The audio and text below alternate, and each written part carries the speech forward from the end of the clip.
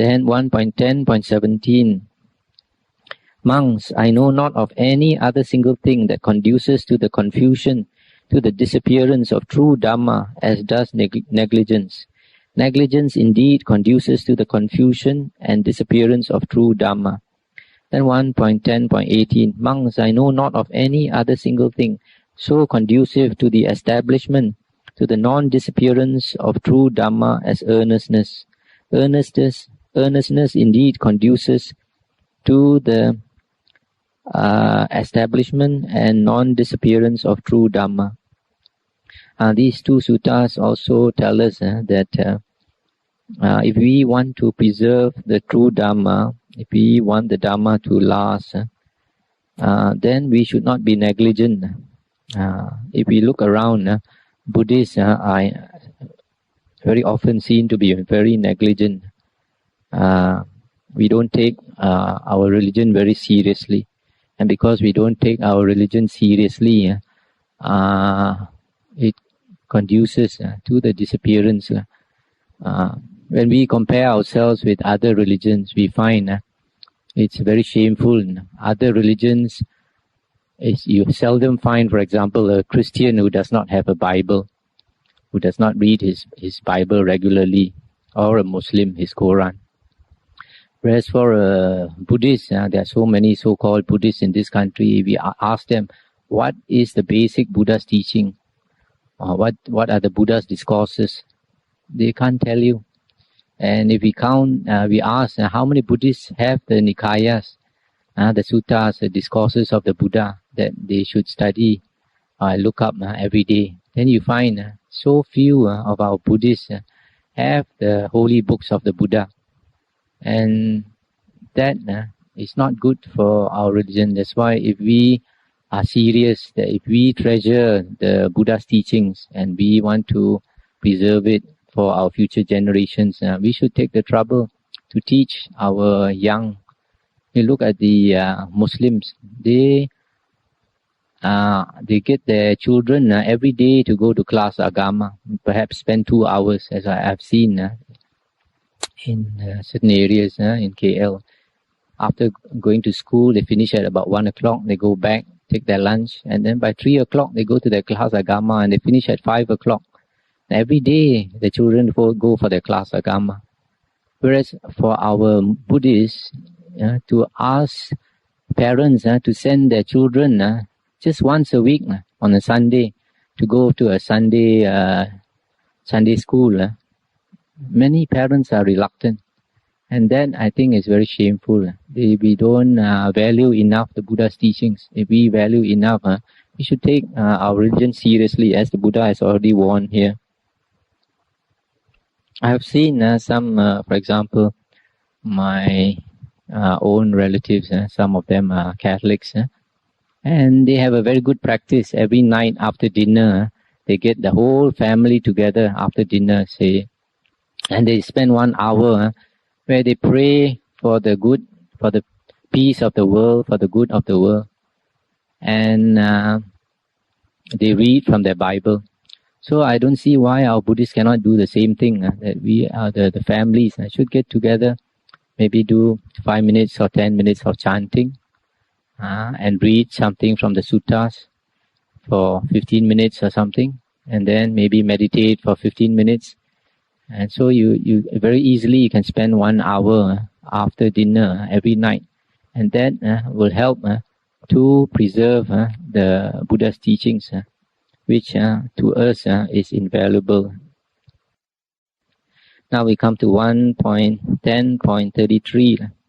The Buddha said, monks, those monks who point out what is not Dhamma as Dhamma, such conduct of theirs is to the loss of many folk, to the misery of many folk, to the loss, the injury, the misery of devas and mankind.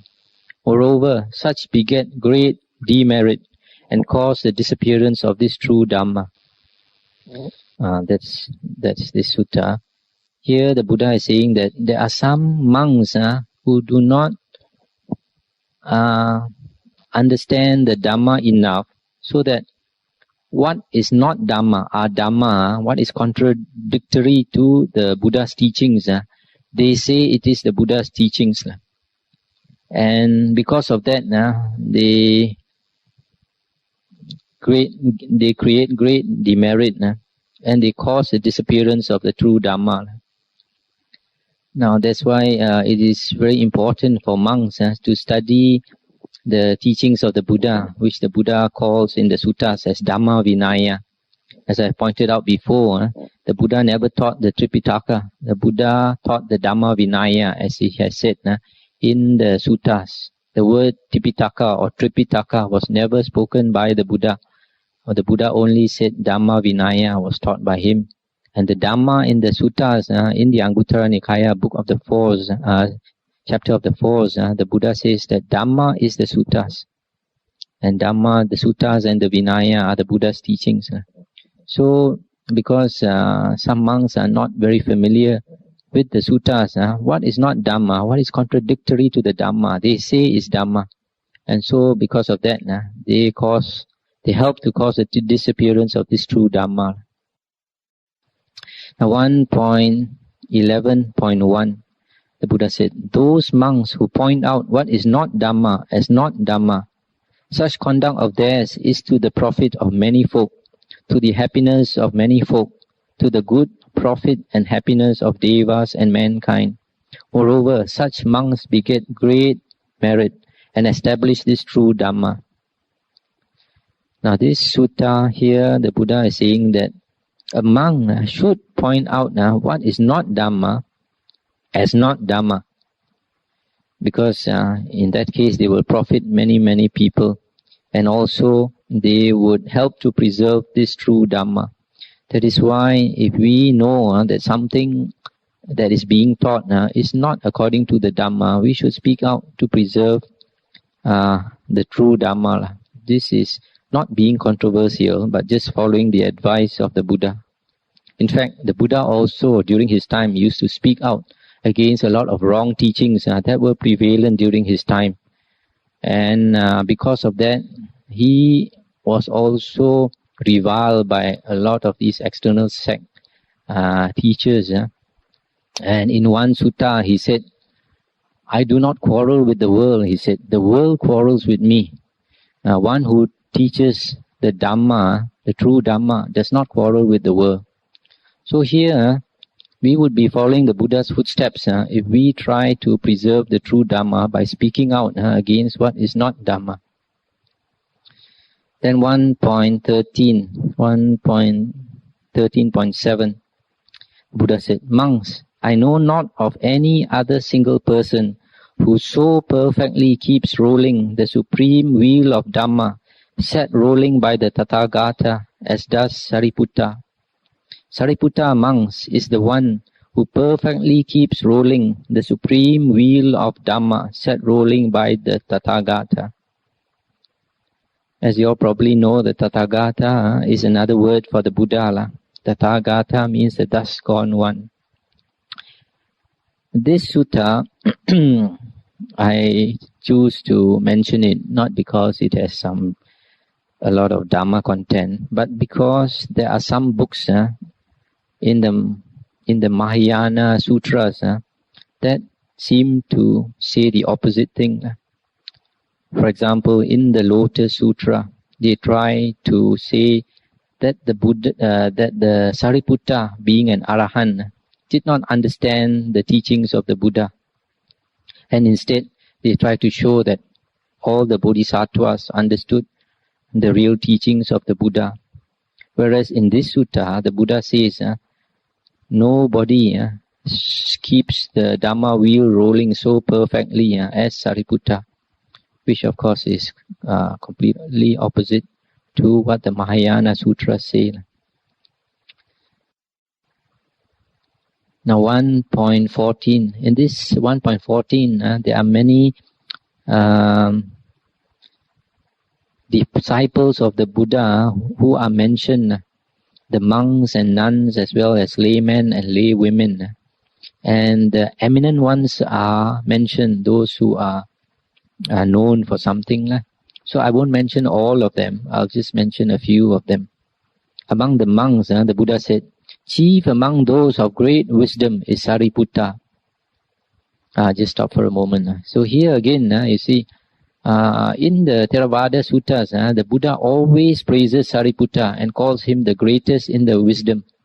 Whereas in the Mahayana Suttas, you find that they are always trying to bring down Sariputta and say that he has very shallow wisdom compared to the Bodhisattvas. This is also found in the Vimalakirti Sutra, where Sariputta was sort of put down.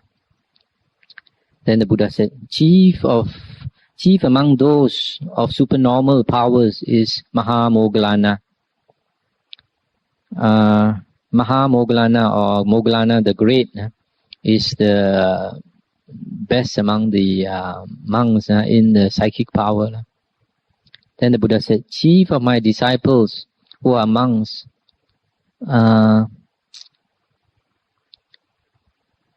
among those who are clairvoyant is Anuruddha.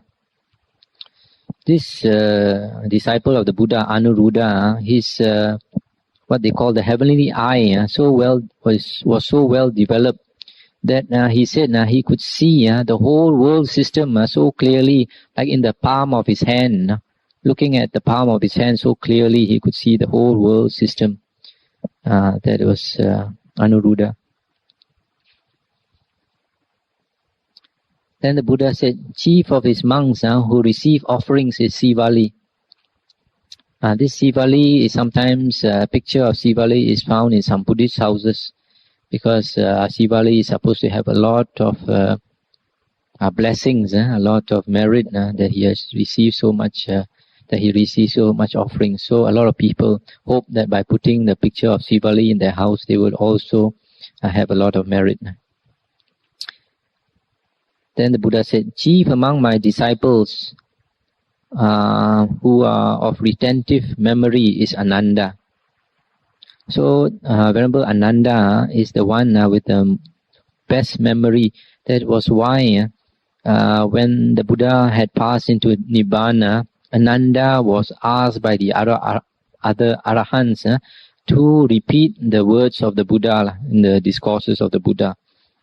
About 5,000 discourses, the Venerable Ananda could remember all of them.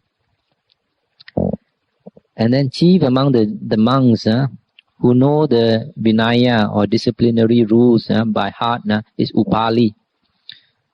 Upali was the Buddha's disciple who was foremost in the Vinaya, disciplinary conduct.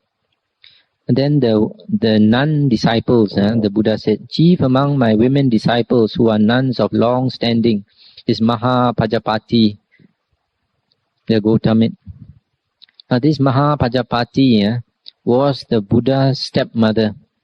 In actual fact, the Buddha's mother's sister, because it was said that after 7 days after the Buddha was born, his real mother passed away. And Mahapajapati at that time also had her own son, I think by the name of Nanda. And at the same time, he gave milk to his son. He also provided milk to our Buddha when he was young, and he looked after the Buddha like his own son. So after the Buddha was enlightened, and when Mahapajapati became old, she also desired to become a nun. At that time, there were no nuns, and she pleaded with the Buddha to become a nun, and the Buddha refused her. But Ananda interceded on her behalf and spoke for her and appealed to the Buddha many times until the Buddha relented. So she was the nun who was the longest in robes. Then not the longest in robes, but the first to be ordained. Then the chief among the nuns of great wisdom is Khema. Khema was supposed to be the wife of King Bimbisara, and after listening to the Buddha's discourses, she became so convinced of the Dhamma that she decided to become a nun, renounce the good life of a queen, and took on the life of a beggar nun. And because of her great merit, she had the greatest wisdom among the nuns. Chief of the nuns with supernormal powers is Upalavana. Upalavana is the nun with great psychic power. Sometimes in the suttas, it is said that Upalavana visited the Buddha at midnight, around midnight, when nobody else came to see the Buddha. She would come and she'd fly in the air and she'd stand in the air, waiting to see the Buddha. And the Buddha knew that she had come. The Buddha will invite her and she'd come and speak to the Buddha. And we find in the Vinaya, in the disciplinary rules for code for monks, that the Buddha generally did not allow nuns, even nuns generally, to see him personally. If nuns generally wanted to see the Buddha, they would have to speak to another monk, and the monk would speak to the Buddha, not the nun directly. However, the Buddha allowed arahant nuns to come directly to see him, even at midnight. Chief among the nuns who are proficient in the rules of discipline, the Vinaya, is Patachara. Patachara is the story of Patachara is found in the Dhammapada commentaries. It's a very moving story of this Patachara. She was supposed to have been come from a wealthy family, but she eloped with a slave. And later, after she gave birth to 2 sons, she wanted to come back and visit the parents, and along the way the husband died, and after that the 2 sons also died, so that she was so full of grief. When she came back to her house, her parents had also just passed away, so that she was so overcome by grief that she became mad. She became mad for a while and wandered around naked until she came to the Buddha, and then the Buddha helped to restore her sanity, and then after she became a nun, and from there she became an arahant. Now among lay followers, laymen, the Buddha said, chief among his lay followers who are alms givers is Sudatta, also known as Anathapindika. Anathapindika, as most of you know, built a huge monastery for the Buddha, about 25 acres monastery, and he provided meals for monks every day. I think a few hundred monks every day, and practically used up all his fortune to support the Sangha. And the other chief benefactor of the Sangha was Visakha.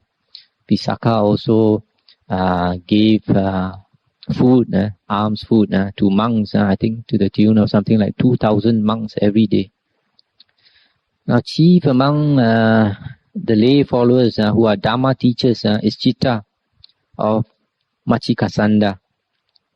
Now, this Chitta, there's a Sangyutta on Chitta in the Sangyutta Nikaya, a whole chapter devoted to Chitta. And we find there the Chitta was an anagami. Chitta was one of those laymen who, although he had a wife or wives, he renounced them to keep the 8 precepts every day. And he meditated, attained the jhanas, and he became an anagami. And Chitta was a very interesting person. He would, when he heard of monks coming to his area, he would offer food to the monks. And when he met the monks and offered them food, he would ask them to teach some Dhamma, and to get them to teach them some Dhamma, he would ask some questions about the Dhamma. And if they could not answer the question on the Dhamma, Chitta would teach them the Dhamma instead. So Chitta was a very interesting fellow. Now we come to lay women disciples. The Buddha said, monks, chief among my women disciples who are lay followers and who minister to the order, to the Sangha, is Visakha, Migara's mother. This Visakha is also known as Migara Mata. That means Migara's mother.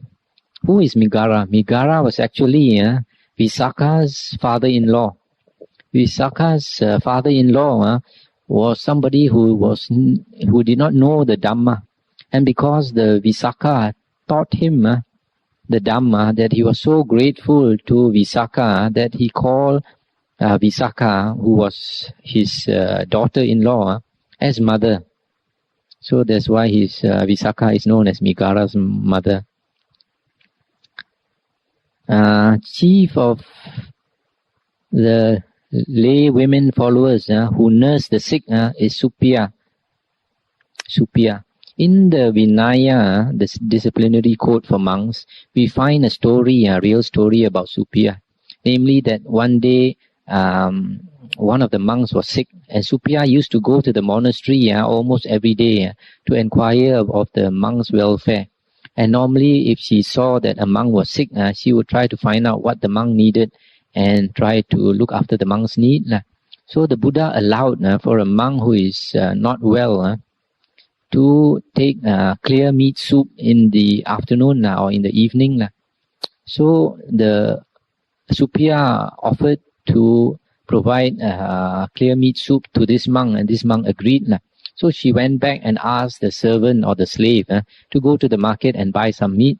But on that particular day, there was no meat sold in the market, because in India it was the custom that certain days of the year they would not sell meat. They become vegetarians. So Suppiya was disappointed that she thought to herself that she had already promised the monk, and if she did not keep up to her promise, it would seem to amount to telling a lie. So she was so devoted to the Sangha that she called her maid to her room. She took a knife and cut off a piece of flesh from her thigh, gave it to the maid and asked the maid to cook and bring it to the monastery for that monk. And the maid did that. So in the evening, the husband came back from work, and normally Suppiya would come out and greet him. But on that day, Suppiya did not come out. So the husband went to the room to see Suppiya and found that she could not walk because of her condition. Instead of getting angry, the husband was so happy, that the wife could do such a thing which very few people could do. So she invited the Buddha the next day to his house for a meal, and the Buddha came. And then after the meal, the Buddha asked where was Suppiya, and the husband said Suppiya was in the room. Buddha asked her to come out, and the husband said that it was not that she could not walk, not convenient for her to come out. Then the Buddha asked the husband to help her to come out, and the husband did that. So when she came out, the moment the Buddha looked at her, the wound was completely healed. And this is the story of Suppiya. Now 1.15.10, the Buddha said, "It is impossible, monks, it cannot come to pass that in one world system at the same time there should arise two arahants who are fully enlightened ones, Sammasambuddha. But monks, it is quite possible for a single arahant, a fully enlightened one, to arise."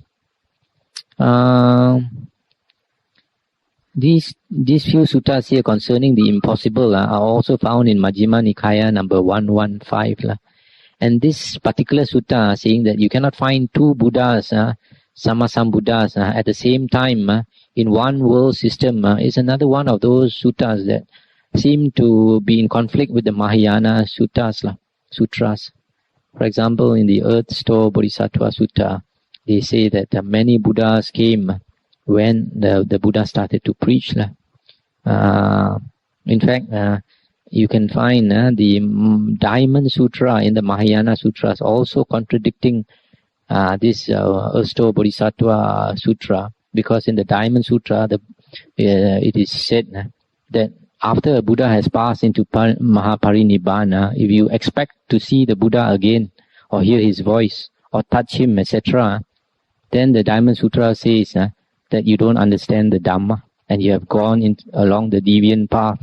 In other words, once a Buddha has passed into Nibbana, you can never see him again, you can never touch him again, hear his voice, etc. So, That's one thing. If you investigate, you find that there are certain sutras that contradict each other. It is only in the original 4 earliest suttas, in the Pali suttas, the 4 Nikayas, that you find they are very consistent, that there is no contradiction. 1.15.12, the Buddha said, "It is impossible, monks, it cannot come to pass that a woman should be an Arahant who is a Sammasambuddha. But monks, it is quite possible for a man to be one."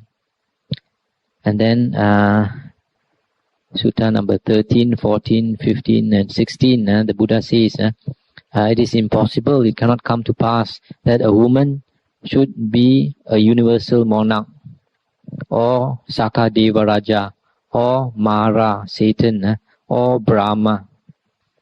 So here we find in these few suttas, there are 5 things a woman cannot become a Sammasambuddha, cannot become a universal king who rules over the whole world, cannot become Thikong, Sakadeva Raja, cannot become Mara or Satan, cannot become Brahma. And this again, you find there's a little contradiction in the Lotus Sutra, where it is mentioned that a woman can become a Sammasambuddha. Here also, it shows that there is a little difference between a man and a woman. Sometimes we like to think that a man and a woman are the same, but there is some difference.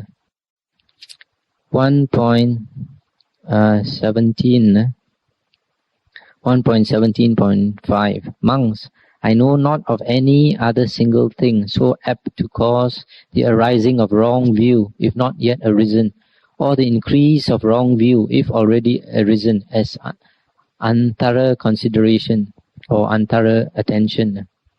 In him who gives not thorough consideration, wrong view, if not arisen, does arise, or if already arisen, does increase.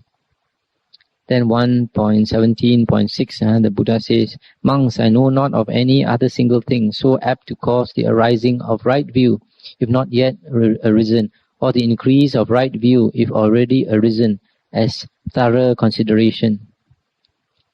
So here, these 2 suttas, we find to have right view is very important, to have thorough consideration, which, as I have mentioned before, is to be able to see the problem or whatever is being considered or contemplated thoroughly with proper attention. Now, to have thorough attention, yoniso manasikara, to be able to contemplate a problem up to the source of that problem, one needs to have a good concentration, to have to be able to look at a problem and see it to the end, and for that you got to have a fairly good concentration.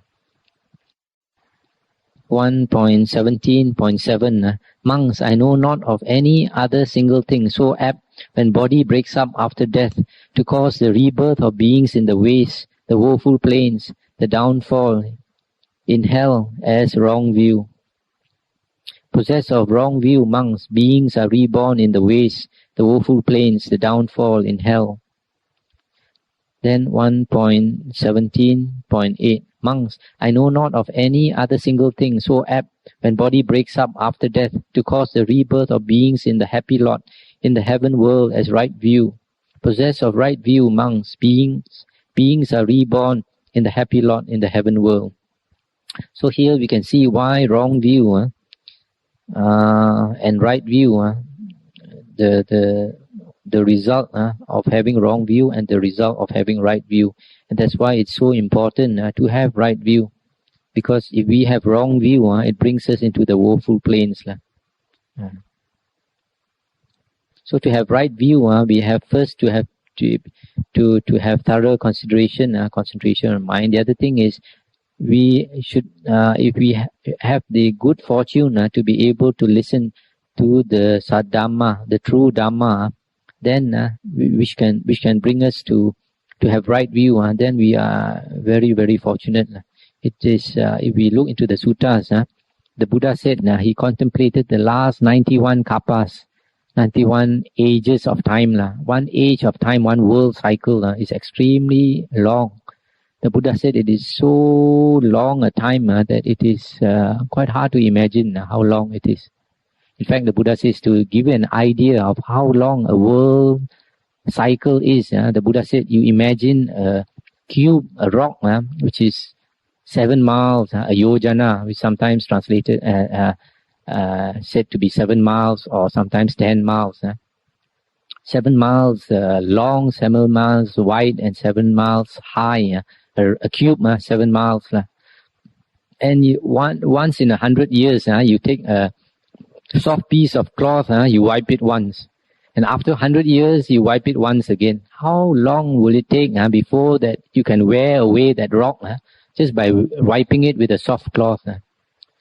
The time is so long that it's quite unimaginable. And the Buddha said he looked into the past for 91 world cycles, and he only found 6 Buddhas, 6 Buddhas, which means that one Buddha appears in more than 10 world cycles on the average. So to be able to listen to the true Dhamma now is something very, very fortunate for us. Then 1.18.1. Monks, one person born into the world is born to the loss of many folk, to the discomfort of many folk, to the loss, discomfort and sorrow of devas and mankind. What person? One who has wrong view. He of distorted view leads many folk astray from righteousness or the right path, and plants them in unrighteousness or the wrong path. This is the one. Then 1.18.2. Monks, one person born into the world is born for the profit of many folk, for the happiness of many folk, for the profit, comfort and happiness of devas and mankind. What person? One who has right view. He who has right view leads many folk from the wrong path and plants them in the right path. This is the one. So you see, if you follow somebody with the wrong view, then it is very unfortunate. And this person who has wrong view, he is born to cause a lot of pain to a lot of people. But a person who is born with right view, he benefits many, many people.